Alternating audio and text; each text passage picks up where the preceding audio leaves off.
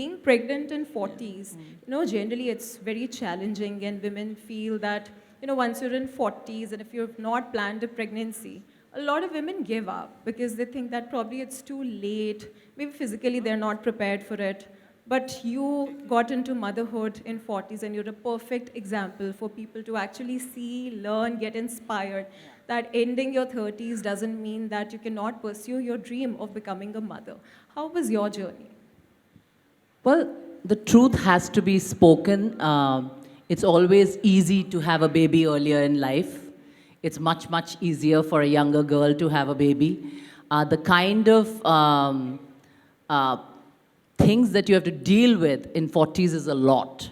So you have to be a very, very strong and a person of extreme belief, to be determined. And we have science helping you in today's times. And I think more than science, I'm a believer. I believe there's a God up there. And if you really manifest something, it's going to happen. And the pregnancy was still okay. It was something which is beautiful. I have great memories of it. But it was the IVF process that was physically and mentally, it's exhausting. It's at times it's disappointing. But at the end, you remember the end when it's so rewarding, and I have such a beautiful, gorgeous girl.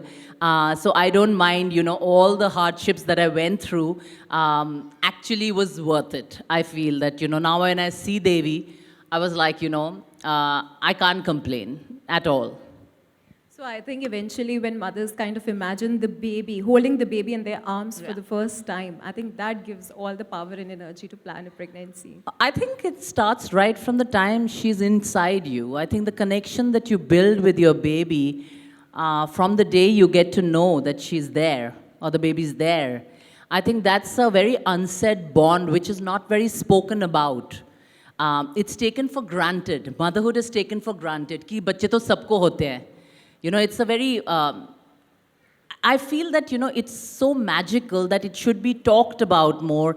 It should be appreciated more. And like these carnivals definitely need to happen because mothers are magical. They are actually giving birth, making life inside you. It's just the most beautiful phenomenon ever.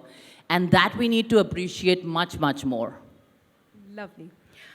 You have been a fitness freak yourself, and I remember you got out your DVDs, also fitness DVDs, and you have been promoting self-love through fitness. How difficult was it for you to transition from that journey into pregnancy, where there were a little bit of restrictions in terms of your fitness, or then getting the food cravings, and being a Bengali, I'm sure you must have got a lot of sweet cravings also. Yeah. How did you manage all that? Well, I have to say that when you decide to be a mother, something else takes over. You get tremendous strength in you.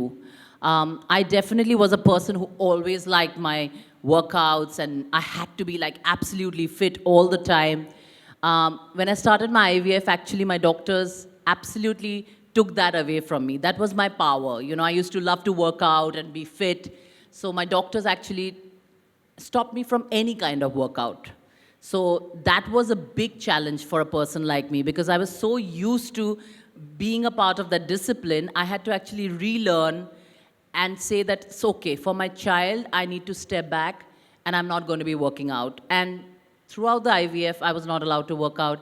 And even my pregnancy was a inactive pregnancy. I had imagined, I would be one of those moms who will be doing yoga and who will do all kinds of workout. But I was actually on bed rest. And I couldn't work out the entire time. So for a person like me, it was a big challenge because I love working out. And to see my body change with IVF, initially it was like, okay, I'm going to tackle these hormones soon. But it is a struggle. But again, I say the give and take. I wanted my baby, and my baby is beautiful, and my struggle is on, postpartum. And I know I'm going to combat it sooner or later.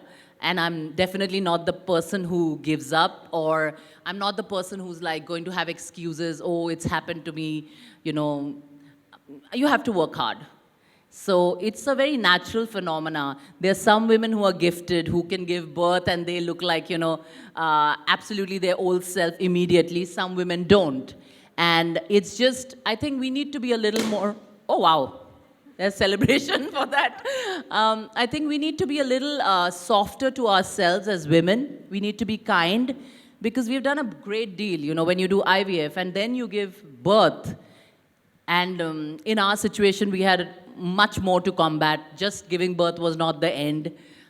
We were thrown into a little bit of a tough situation because of my child's condition for the first few months. So I didn't have any time to look after myself.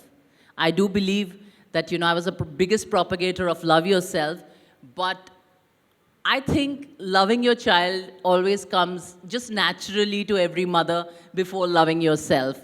But as time has progressed, I do understand that I want to be the best role model for my child, and I want to see her mom work, see her mom look good, see her mom do things for herself so that she can learn the same. So the first affirmation I teach her before she goes to bed is like, I love myself the most. And she says it, you know, with her, in her own way. But yeah, so I want to instill that in her. But being a woman is amazing. It's tough. We are very strong. We are very resilient. And motherhood is like a superpower. And I know all of you will agree with me because it just makes you much stronger after you become a mother. That's my personal experience. Great. So I think all the mothers sitting out here also deserve a round of applause. Absolutely. Great. So we also see a lot of couples, you know, getting into arguments, a little bit of tiff in pregnancy, especially because of the mood swings that women go through.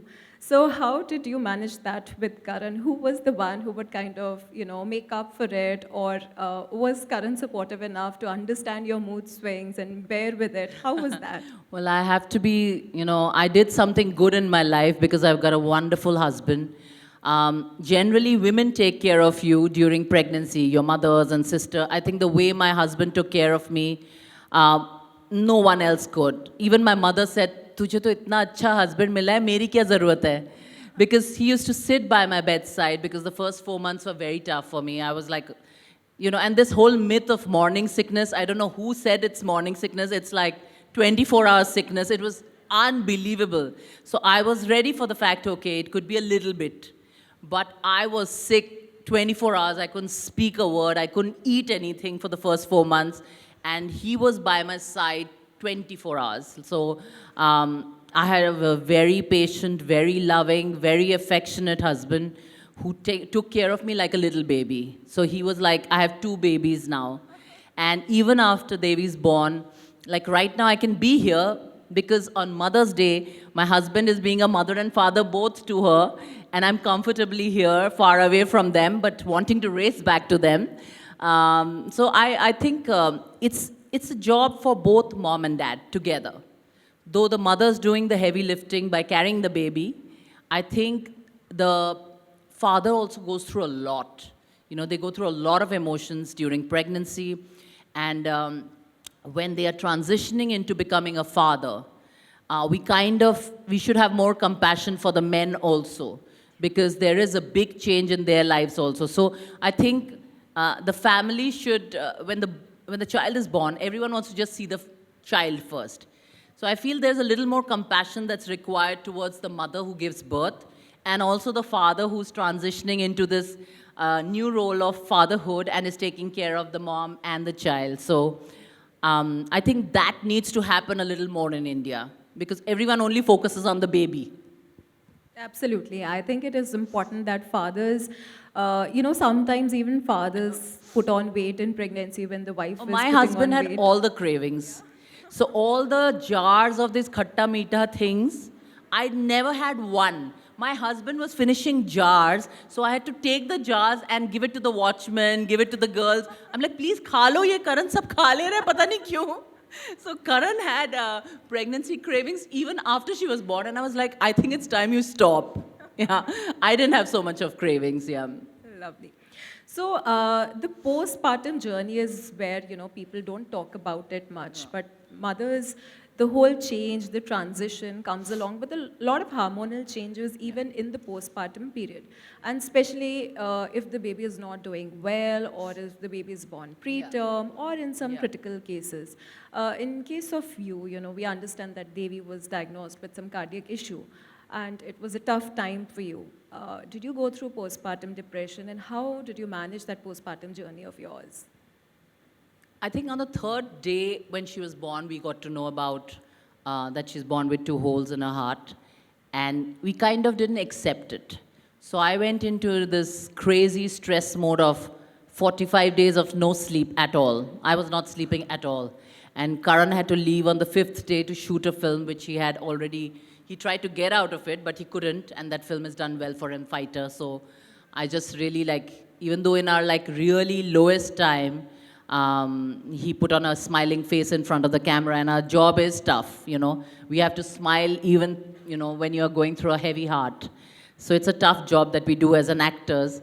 But, we were very clear after that, we have to be responsible parents. We have to act at the right time. So with, I say, belief, with knowledge about what your child is going through and the support of other mothers who went through similar situations, I think I took the correct call of getting her operated at the right time at 3 months. It's very tough for a mother to do that, get your little baby to get an open heart surgery. I had to handle Karan a lot because he was not being able to deal with the situation. But I say, as a mother, I got some kind of superpower and I was very strong and I knew nothing's going to happen to her. I knew that she's going to be fine. And God has been very kind. It's a one-time cure, and she was absolutely okay immediately after the operation.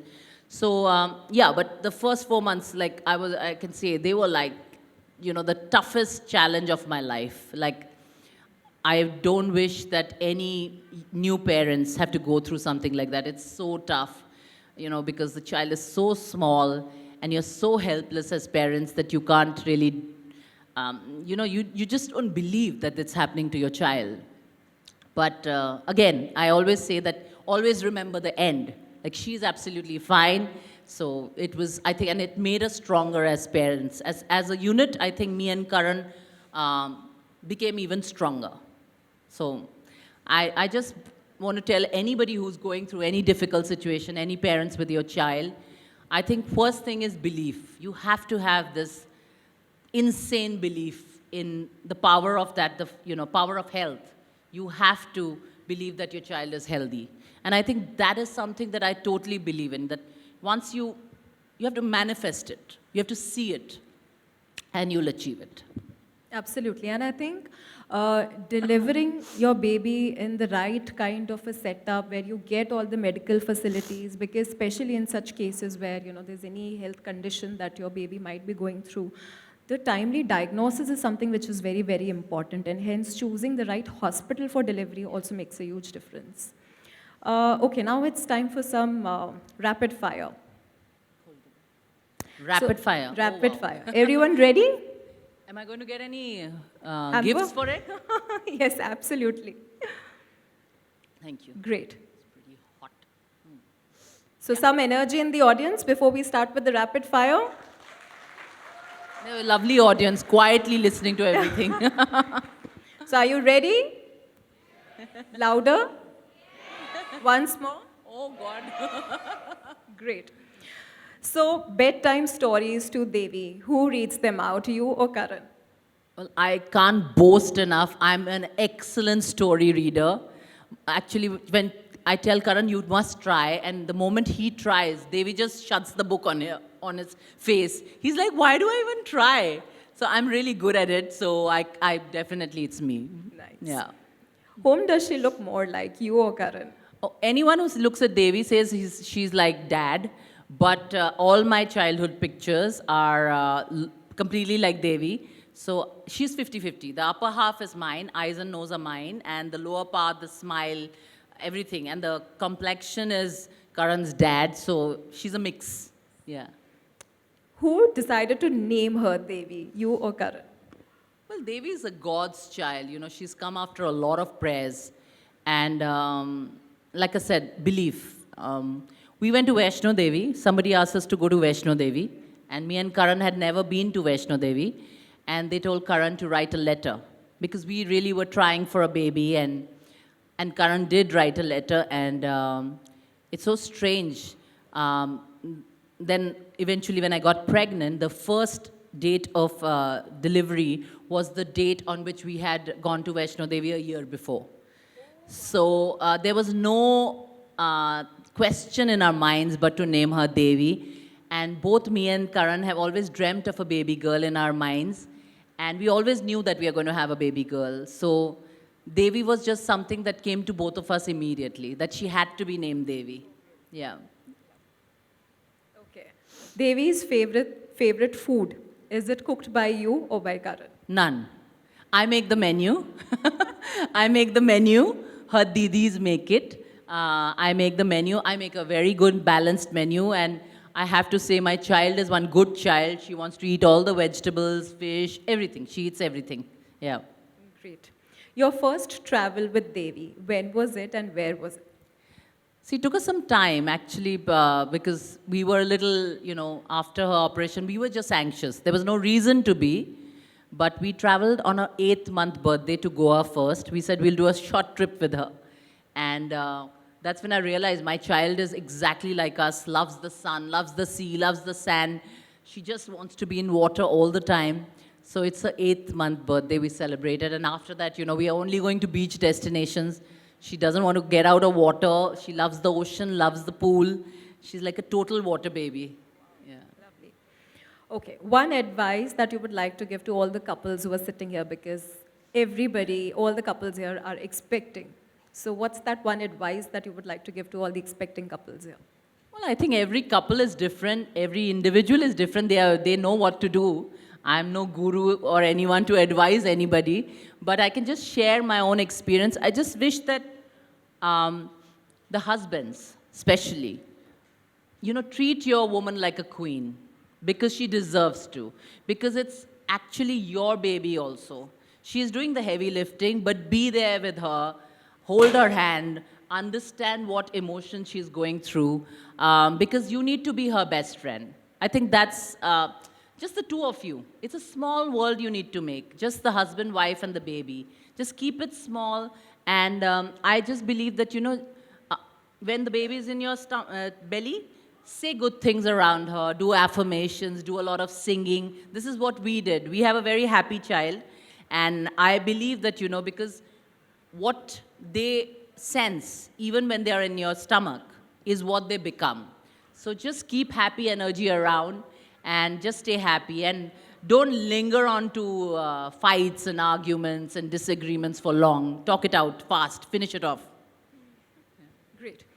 So, now that Mom Story has completed 2 years, and this is also our second Pregnancy Carnival. So, would you like to say something about Mom Story and this event? I think I already said it, the fact that you guys are celebrating pregnancy and motherhood and giving the women the deserved platform when they are pregnant and pampering them and spoiling them and having this particular day for them, I think it's a fantastic thing, It's just like, I think everyone should do it. Like I said, motherhood is taken for granted. I think it needs to be celebrated not just one day. It needs to be celebrated like a lot more than what we do. Great. So we would now like to take up questions from the audience. Anyone from the influencers who would like to ask Bipasha something? Can we have the mic? Hello, Bipasha. Hi. This is Abhilasha. So I have a question because you talked a lot about late pregnancy, how the things were critical and everything. So what do you think that because of this late pregnancy, these kind of conditions happen, and if you are looking so much about career and you are delaying your pregnancy, what about having to freeze the egg earlier, and what kind of opinion you are having? Well, you have a lot of questions. All are very valid.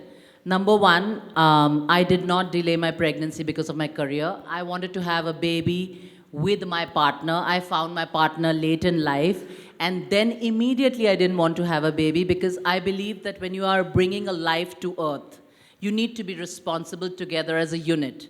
So we needed time to evolve and become that. So that's one. We're talking about egg freezing. Yes, absolutely. I believe in today's time you need to freeze your eggs even faster. In your 20s is the best time. Because of the lifestyle, the environment, fertility is going down for women. It's very important. Egg freezing, I tell all my sisters and everyone that if you want to have a baby in future, you must do it. So egg freezing is definitely the way to go because it still doesn't guarantee you that you are going to have a good embryo. Even if you have 30 eggs, there is no guarantee. It also depends on the quality of life you lead, the body that you have, the lifestyle you have, lots of it, everything depends on that. Anyone else from the audience who would like to ask something? We have somebody at the back raising her hand. Yeah, hi, Bipasha. I'm Rishabh. Actually, unfortunately, my wife is not there. She is traveling, so I came alone. But my question is about how Karan manages, because I know that you people are traveling a lot, and my current job is, it requires a travel. So I have already a baby. We are expecting second, but earlier I was not traveling, but these days I used to travel a lot. So how you guys manage, because you both are used to travel basically? Well, I have to say there is a perk of being an actor because we don't have a 9 to 5 job. So we can get to spend a lot more time with our child. And we had planned it in such a way that, we have worked a lot in our lives, saved quite a bit so that we can give her the time. That's one thing. I have that advantage. He has that advantage. But we always make sure that one of us is with our child no matter what. Like, both of us can't work on the same day. That's a given. He has to stay. If I'm working, he has to be with the baby. It's vice versa. So, and then there are the grandparents also. If me and Karan have to step out for a bit in the evening for some events, which we are not much of socializing people. We are very homebodies. But if we have to, then the grandparents step in. So we try to, manage like everyone manages, that's the way to be. But at all points, there has to be one family member with the baby always. So that's not something that we compromise on ever. And Karan's good. He's a good hands-on dad, but he had got a lot of training seeing me. So he tries his best, yeah.